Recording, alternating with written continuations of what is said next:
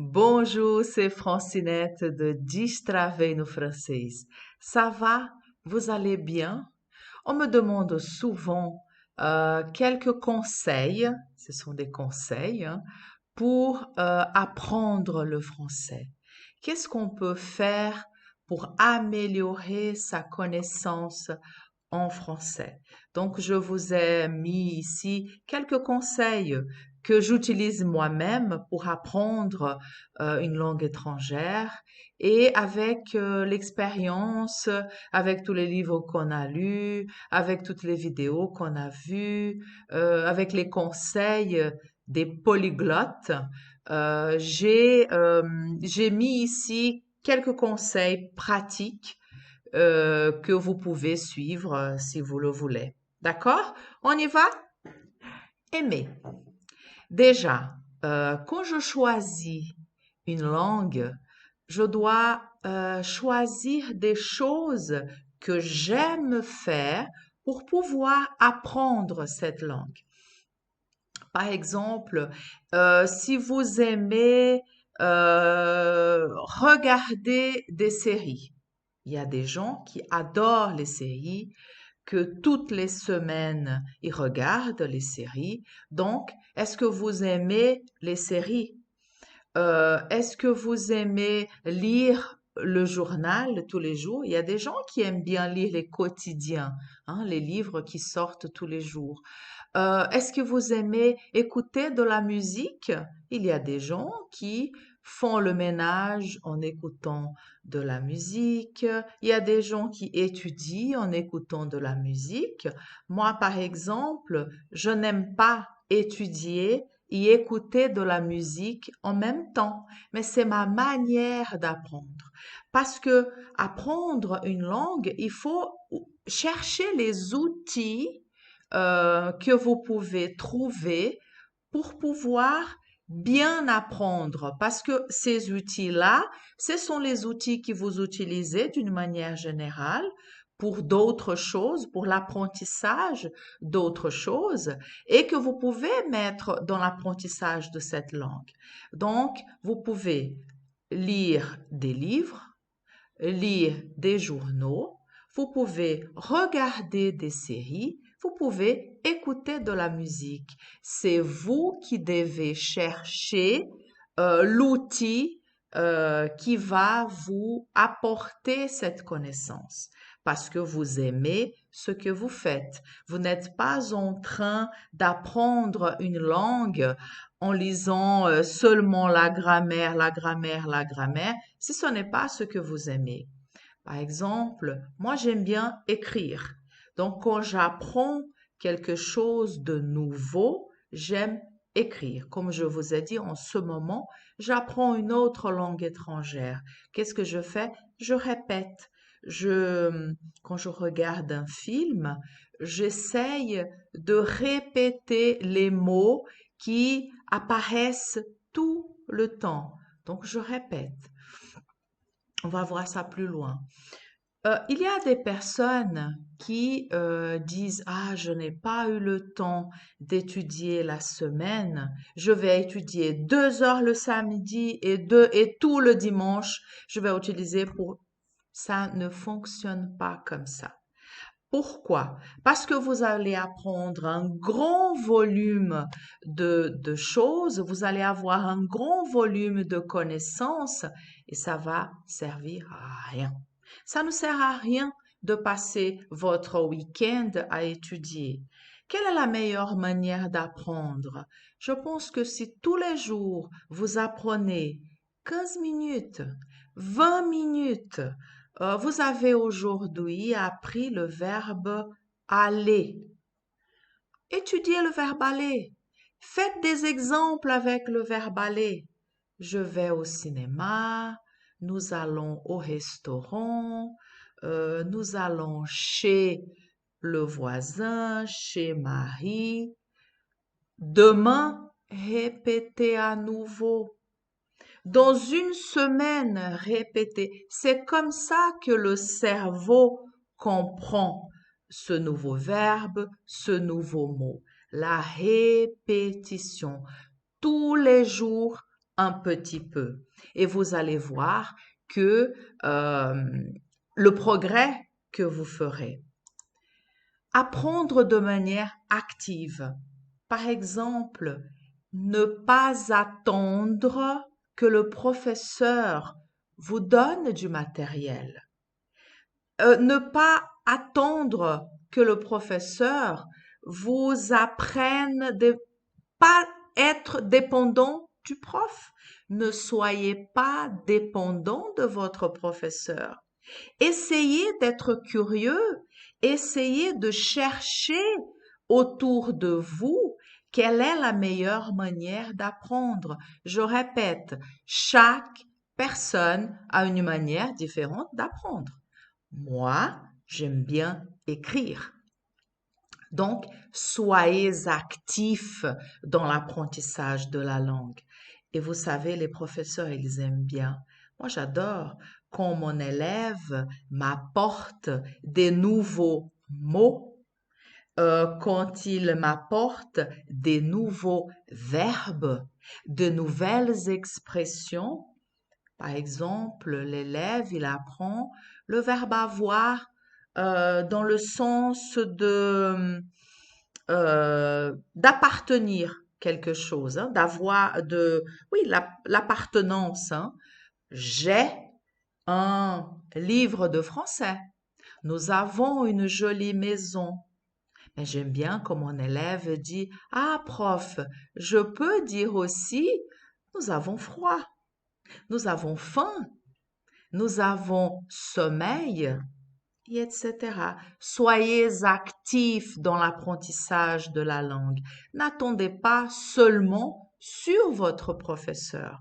Montrez-lui que vous avez envie d'aller plus loin, envie d'aller plus vite aussi. Hein. Vous pouvez aller plus vite quand vous allez chercher ailleurs. Il y a des élèves qui ne font rien. Ils attendent sur le professeur. Pourquoi? Parce que c'est la méthode que nous avons à l'école. Nous avons appris tous à apprendre comme ça. Donc, qu'est-ce que je vais faire? Je vais chercher. J'ai appris le verbe avoir. Je vais sur Internet. De quelle manière je peux utiliser le verbe être et le verbe avoir? Hein? Ce sont les deux auxiliaires de la langue française qui sont très importants comme verbe parce que je l'utilise de plusieurs manières. Je l'utilise aussi pour former le passé composé. Il y a énormément d'expressions avec le verbe être et le verbe avoir. Si vous regardez ici sur notre chaîne YouTube, la semaine passée, j'ai fait 2 vidéos avec le verbe être et le verbe avoir et des expressions. Regardez. Vous aimez regarder des films? Vous aimé regarder des séries? Faites-le. Regardez vos séries en français avec sous-titres, bien sûr. Vous aimez écouter de la musique? La musique française, elle est très riche. Écoutez de la musique. Vous allez entendre des mots. Au début, vous ne comprenez rien. Et petit à petit, tous les jours, ah, j'aime beaucoup cette chanson. Écoutez-la 10 fois. Écoutez-la toute la semaine. Écoutez-la tout le mois. Vous allez voir qu'avec le temps, ces petits mots, ils auront du sens et vous pourrez les utiliser. D'accord? Le contexte, hein, une langue, c'est pas des maths, hein, il n'y a pas une formule magique. Il y a besoin de contexte. Vous avez des mots ou des verbes qui s'utilisent ici, mais pas là-bas. De cette manière, mais pas de cette autre manière. Donc, le contexte est important. Par exemple, vous êtes fan de séries. Moi, j'ai mis Sex and the City. Là, j'ai regardé la première saison de Lupin. J'ai beaucoup aimé. Et comme je suis prof, bah, je regarde la série en français pour pouvoir en parler avec mes élèves. D'accord? Donc, vous allez entendre des mots dans un contexte. Par exemple, vous connaissez Friends, vous connaissez The Crown, vous connaissez Sex and the City dans votre langue. OK? Des fois, moi j'ai un ami, il connaît par cœur hein, les dialogues. Il aime beaucoup Star Wars. Et il sait par cœur parce qu'il a regardé ça 1 million de fois. Vous faites la même chose. Ah, j'adore Friends, je connais les dialogues par cœur. Donc, vous connaissez les dialogues dans la langue, dans votre langue maternelle. Écoutez ces mêmes épisodes dans la langue que vous voulez apprendre. Dans ce cas, le français. Parce que vous allez apprendre la langue dans un contexte, pas des mots comme ça. Vous allez apprendre dans un contexte. Donc, vous allez regarder votre série. Vous dites, ah, mais j'entends beaucoup ce mot, ça, ça. Écrivez. Si vous êtes comme moi, quelqu'un qui aime écrire ce que j'écoute, écrivez. Vous allez voir, par exemple, que vous allez en français entendre beaucoup donc. Bien sûr. Alors. Ah, d'accord. Oui. Oui. Oui. Oui. Le français est une langue d'intonation. Rien. Ah, seulement. Ça aussi, c'est un mot qu'on utilise beaucoup. Ça. Donc, les mots très utilisés dans la langue, vous allez les entendre, les écouter dans les séries, dans les films, dans les chansons. D'accord? Parce que ce sont des mots de la vie quotidienne. Donc, vous allez mettre ces petits mots que nous utilisons tous les jours dans un contexte. D'accord? Donc, là, d'accord? D'accord? Je dis beaucoup d'accord. Je ne dis pas OK. D'accord? Donc, ces mots, ils sont importants. Ils vont faire partie de votre conversation parce que maintenant, vous les avez vus dans un contexte. La répétition. Oui, les perroquets. Ma grand-mère adorait les perroquets. Elle avait beaucoup de perroquets chez elle. Je pense qu'elle en a encore. La répétition. J'ai appris un nouveau mot aujourd'hui. Demain, je le répète. Après-demain aussi. J'ai appris un verbe. Aujourd'hui, je le répète. Demain aussi. La semaine prochaine aussi. Vous savez, il y a aussi une manière. Il y a des gens qui achètent des post-it. Par exemple, dans la cuisine, vous voulez apprendre le vocabulaire de la cuisine. Le frigo, le micro-ondes, l'évier, le robinet, et vous collez des post-it. Bien sûr, si vous êtes tout seul chez vous. L'armoire, dans la chambre, le lit, vous mettez des post-it et tous les jours vous répétez. Les filles, vous allez dans la salle de bain. Tous les jours, nous nous maquillons. Tous les jours, nous nous lavons. Nous passons le déodorant. Collez des post-it sur votre miroir. La baignoire, les toilettes, le miroir. Par exemple, le vocabulaire du maquillage. Pourquoi pas? Ah, aujourd'hui, je vais mettre du mascara, du rouge à lèvres, du blush, et etc.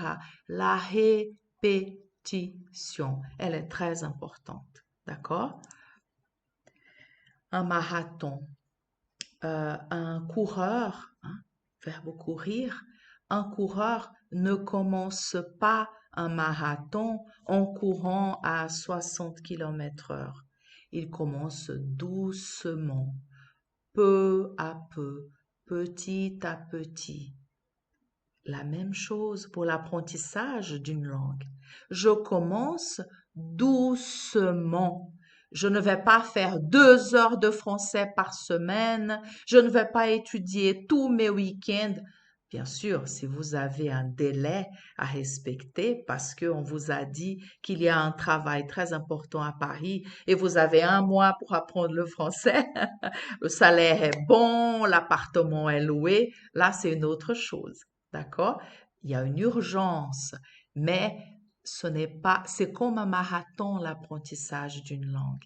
Je commence doucement Et comme ça, je peux aller jusqu'à la fin sans être morte, sans être épuisée. D'accord? Donc, je vais doucement, pas à pas, peu à peu, petit à petit. D'accord? Donc, apprendre une langue. Donc, je vais résumer. Hein. Aimer. Quels sont les outils que j'aime? Qu'est-ce que je fais d'habitude dans ma vie pour apprendre quoi que ce soit? À broder, à se maquiller. Comment est-ce qu'on fait pour apprendre à se maquiller? Moi, par exemple, je ne sais pas me maquiller. Qu'est-ce que je fais? Je vais sur Internet, je regarde les tutos. Quelquefois, je note, ah, d'abord je mets ça, après je mets ça. Essayez de chercher, essayez d'utiliser ce que vous aimez. Parce que si j'apprends une langue de manière contradictoire à ce que j'aime, ça ne va pas fonctionner. C'est pas possible. Donc, aimez ce que vous faites. Aimez trouver des outils que vous aimez pour apprendre le français. Un peu tous les jours. Tous les jours, vous faites 5 minutes, 10 minutes, 15 minutes, 20 minutes. Vous prenez les transports publics, mettez vos écouteurs et écoutez une chanson. Une chanson aujourd'hui, demain, la semaine prochaine, pendant tout un mois. C'est vous qui décidez. La répétition plusieurs fois pendant longtemps. J'ai appris le verbe pouvoir. Je peux parler français, je peux faire un marathon, je peux regarder la télévision ce soir de 21h à 23h, je peux manger du sucre, etc. Faites des exemples avec ce verbe. Demain, répétez-le. La semaine prochaine, répétez-le à nouveau. Et de cette manière, ça va venir tous les jours un petit peu. Savoir gérer le temps. Des fois, on dit, ah, mais tu sais, j'ai pas le temps de faire ces exercices. Le temps, c'est une question de faire ce qu'on aime. C'est une question de choisir ce qu'on veut. Si vous avez envie d'apprendre le français, vous allez trouver du temps. Parce que le temps, c'est une question de vouloir. Quand je veux, je peux. Je dis toujours ça. Quelquefois, on passe 2-3 heures sur les réseaux sociaux et on ne se rend pas compte hein, qu'on passe autant de temps. Mais c'est beaucoup. Donc, si je sais gérer mon temps, administrer mon temps, par exemple, je me lève à 8 heures, je vais me lever à 7 heures ou 7h30. Et tous les jours, je vais faire comme une discipline, avoir une discipline. Il y a des personnes qui se réveillent tous les jours 30 minutes avant l'heure pour faire du sport. Pourquoi pas? C'est une discipline. Je fais tous les jours 5 minutes de français, 10 minutes de français. Gérer le temps. Ça, c'est pas seulement pour l'apprentissage du français, c'est pour tout. Si je ne sais pas gérer mon temps, je ne fais rien. Soyez gentil avec vous. Soyez gentil avec vous. Ça veut dire, si vous avez du mal à apprendre un nouveau mot ou un verbe, si pendant votre cours avec votre prof, vous faites des erreurs, il ne faut pas se taper. Non, soyez gentil avec vous. Dites-vous que aujourd'hui vous avez fait une erreur, mais demain, ça ira mieux. Demain, ça ira mieux. J'espère que cette vidéo vous aidera à mieux comprendre, apprendre le français. Nous avons des vidéos sur notre chaîne toutes les semaines. Nous avons sur Instagram des posts tous les jours. Donc, allez-y, jetez un coup d'œil sur notre Instagram, Facebook et ici. Êtes-vous déjà abonné? Non? Mais qu'attendez-vous? Je vous attends, je vous remercie et au revoir. À la prochaine.